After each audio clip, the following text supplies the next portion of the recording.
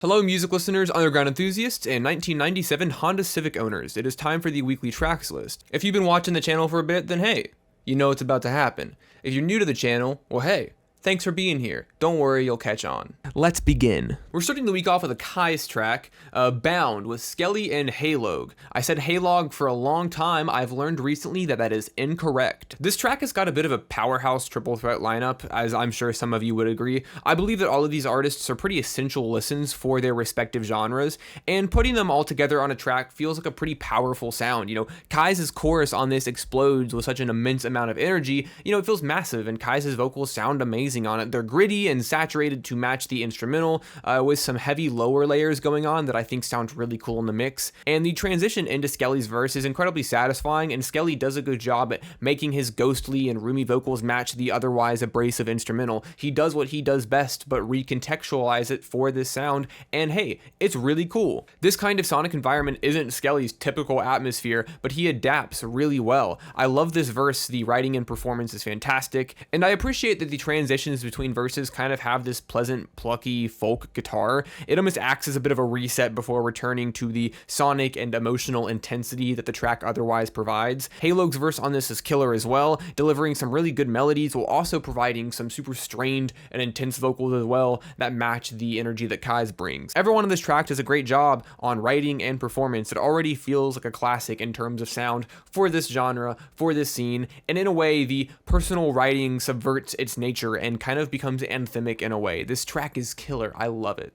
CF has dropped No One, and the instrumentation on this track is a pretty immediate standout for me. The guitar work is super slick and tight, and it feels shiny and compressed while also retaining the dynamics that make it a lot of fun to listen to, that make it pop out at you. The vocal performance matches this bright approach pretty well. A bit of saturation supports the super smooth and catchy melodies. It's generally just a pretty fun song to listen to. It's just a song that kind of shines at every step of the way. It's well performed and mixed. It's got some really fun ideas that are executed with a commendable level of tact, and it captures a warm and sleek pop rock sound that plays well to the advantages that it can play to. I love how dynamic the track is. These dampened drums and vocals in the middle transition super well back into the punchy and wide sound. It's all impressively done. It's another track to keep on repeat. It has that replay value.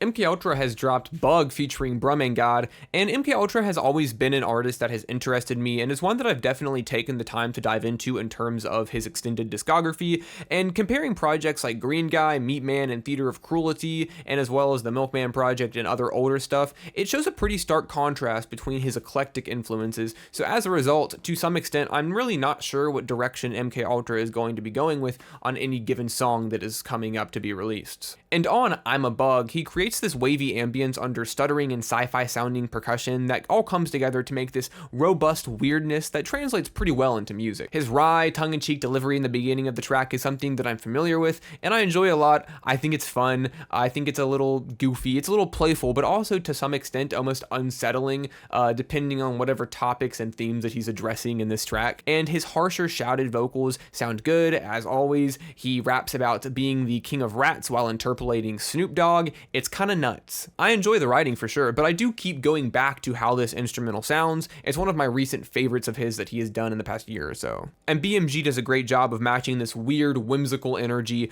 with some airy rapping and some guttural growls. It's a nice contrast to MKULTRA's high-pitched harmonies in the background. He's still got it. Saranghae has dropped Boyfriend with Keanu, and this is a bit of a sweet pop track that balances infatuation and toxicity in a relationship, with Saranghae and Keanu actively pushing away this relationship with somebody that has either painfully run its course or never got off the ground in the first place, and intentions are very different between them, with Saranghae pretty much begging for isolation over being with this person. These sharp mid-range vocals float over these panned high-pitched harmonies, and it creates a really pretty sound for the track. It's got a bit of an organic bounce to it in the percussion, but you can also hear some modern pop influence bleed through a bit as well. Both artists deliver pretty good performances that are equal parts catchy and poignant. I think that Keanu is a really good addition to the track, and I think Saranghae lays a really good foundation. It's fun, it's nice, it's good. Claude has released Swishr, and with the assistance from whyhaze, Claude delivers a pretty overstimulating and glossy plug track that is a lot of fun with some cool instrumental sections. The intro is a bit of a quick, noisy, and buzzy section of vocals and melodies, but it transitions to a piano with more clarity than I would expect when compared to the rest of the track. The heavily processed vocals come in with insistently busy percussion in this cacophony of melodies, and it creates a cool synthetic sparkle that persists through the rest of the track. The bars are a lot of fun, the processed and croon delivery from Claude sounds impactful and really cool, and whyhaze elevates the sheen that is plastered over this mix even higher to wrap up a pretty fun track. It's a good time, and both of these artists feel like they're having a lot of fun and feel very confident in their performance. Aras Moon, I know for a fact that I've asked them directly how their name is pronounced, and I still get it wrong. This happens with so many artists. I've just kind of over time learned to accept that I'm going to get things wrong half the time. Aras Moon is how I'm going to say it this time. I think that's right. But they've dropped Darkmoon Faire with 47 negus, and the production on this track is a lot of fun and an immediate standout.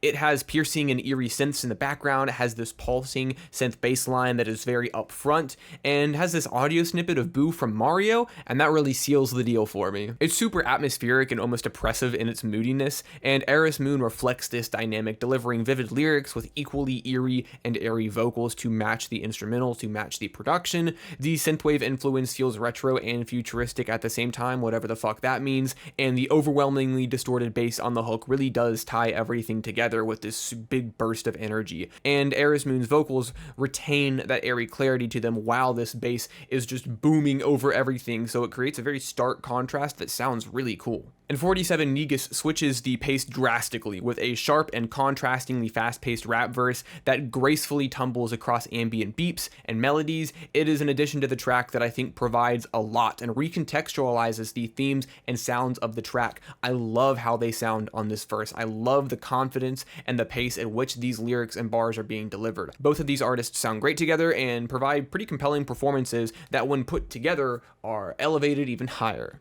Riensu has a new track produced by Catnaps in the form of Let Me Know, and Catnaps is a producer that I like a lot for a lot of the same reasons that I really enjoy Riensu's music, so when I saw that they had combined their forces on a track, I was pretty excited. And I'm definitely not disappointed, because Riensu's soft and warm harmonies blend perfectly with Catnaps' plucky guitar and the soft piano melodies that gently climb up and down the instrumental. In terms of energy, it is a super pleasant and easy listening track that is very feel-good in a way. Thematically and lyrically, it's sweet and sort of hopeless romantic in a way, and in terms of sound, it has this playful and tender display of organic melodies that flow pretty seamlessly together. I've really been enjoying a lot of Riensu's recent output, and Let Me Know is another addition to what I believe to be an already impressive discography. I'm excited to see where they take it. And to close things out, we have Weepings with Distant Memories, and on this track, Weepings delivers a bit of a pop ballad that is in a way a textbook example of such a thing. The super impassioned vocals are cleanly mixed and very personal. Soft notes detail uncertainty and vivid imagery of love